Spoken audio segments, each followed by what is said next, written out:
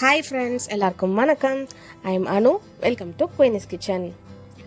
நாம் இன்றைக்கி இட்லி தோசைக்கு தொட்டுக்கிற மாதிரி ஒரு சட்னி ரெசிபி தாங்க பார்க்க போகிறோம். எல்லாருமே ரொம்ப கன்ஃபியூஸ் ஆகிறது நம்ம என்ன சட்னி வைக்கிறது அப்படின்றதுல தாங்க. அதனால் ஒரு வெரைட்டியான தக்காளி கார சட்னி தாங்க நம்ம இன்றைக்கி கொண்டு வந்திருக்கோம். வாங்க எப்படி செய்கிறதுன்னு பார்க்கலாம். தேவையான இன்க்ரீடியன்ட்ஸ்: கடலைப்பருப்பு, வரமிளகாய், கருவேப்பிலை, எல்ஜி தூள் எடுத்துக்கோங்க, தக்காளி, சின்ன வெங்காயம். இப்போ ஸ்டவ் ஆன் பண்ணி ஒரு கடாய் வச்சுக்கோங்க. கடலெண்ணெய் சேர்த்துக்கிறேன். எண்ணெய் நல்லா காஞ்சதும் வரமிளகாயை வறுத்து எடுத்துக்கலாம். எண்ணெயில் போட்ட கொஞ்ச நேரத்துலேயே அது நல்லா புஷ்ஷுன்னு ஆகும். ஸோ அப்படின்னா வறுபட்டுருச்சுன்னு அர்த்தம். அப்போது நம்ம ஒரு தட்டில் எடுத்துக்கலாம். அதே எண்ணெயில் கடலைப்பருப்பு சேர்த்துக்கோங்க. நல்லா பொன்னிறமாக வர வரைக்கும் ஸ்டார்ட் பண்ணிக்கலாம். நல்லா செவந்ததும் சின்ன வெங்காயத்தை சேர்த்துக்கலாம். சின்ன வெங்காயத்தை ரெண்டாக நறுக்கியிருக்கேன். இதையும் நல்லா ஸ்டார்ட் பண்ணிக்கோங்க.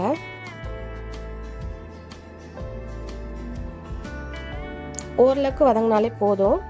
இப்போ தக்காளி சேர்த்துக்கலாம்.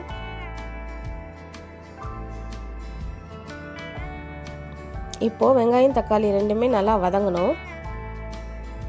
அதுக்கு தேவையான அளவு உப்பு சேர்த்துக்கலாம்.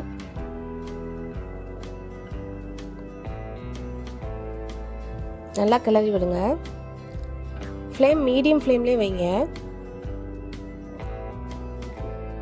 நல்லா வதங்கட்டும். இப்போ நல்லா வதங்கி வந்துடுச்சு. இப்போ பெருங்காயத்தூள் சேர்த்துக்கலாம்.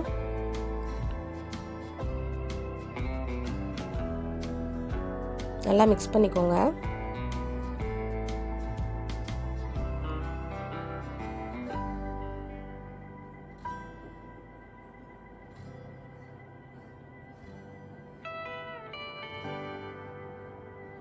இப்போ இதை ஒரு பிளேட்டுக்கு மாற்றிக்கலாம்.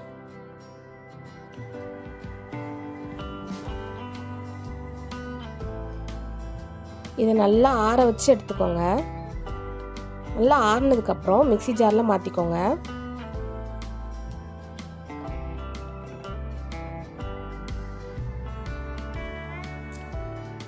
நல்லா ஆறுனதுக்கப்புறம் மாற்றினாதாங்க ரொம்ப சூடாகாது. சூடாக இருந்துச்சுன்னா டேஸ்ட் மாறிடும். இப்போ நல்லா அரைச்சிக்கோங்க. இப்போ குறைன்னு அரைச்சதுக்கப்புறம் கொஞ்சம் தண்ணி ஊற்றி நல்லா நைஸாக அரைச்சிக்கோங்க.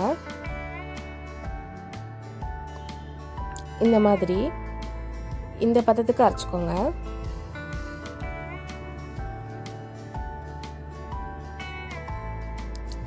இப்போ ஸ்டவ் ஆன் பண்ணி கடாய் வச்சு கடலெண்ணெய் சேர்த்துக்கிறேன்.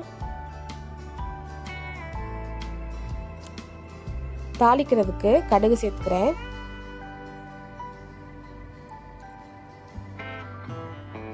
கடுகு பொரிஞ்சதும் உளுந்து சேர்த்துக்கலாம்.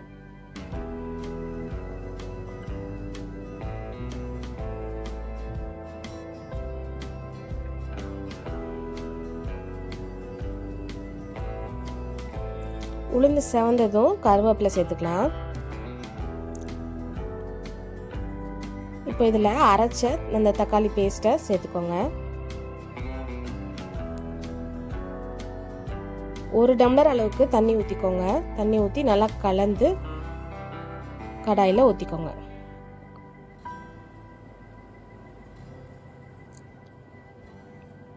நல்லா மிக்ஸ் பண்ணிக்கோங்க. ரொம்ப தண்ணியாகவும் இருக்கக்கூடாது, ரொம்ப கெட்டியாகவும் இருக்கக்கூடாது.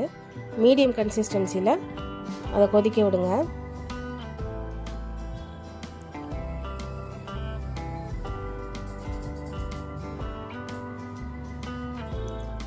நல்லா கொதி வந்ததும் ஆஃப் பண்ணிடலாம்.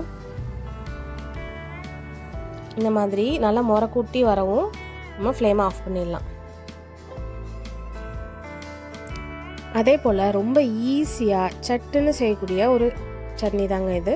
நீங்களும் இதை ட்ரை பண்ணி பார்த்துட்டு கமெண்டில் வந்து சொல்லுங்கள் எப்படி இருக்குன்னு. இந்த சட்னியை நீங்கள் இட்லி கூட தோசை கூட பேர் பண்ணி சாப்பிட்றப்ப அல்டிமேட்டாக இருக்குங்க. கண்டிப்பாக ட்ரை பண்ணி பாருங்கள், எல்லாருக்குமே ரொம்ப பிடிக்கும். இது போல் ரெசிபிஸ் பார்க்குறதுக்கு குயினிஸ் கிச்சனை சப்ஸ்கிரைப் பண்ணுங்கள். Have a delight in every byte. Thanks for வாட்சிங்.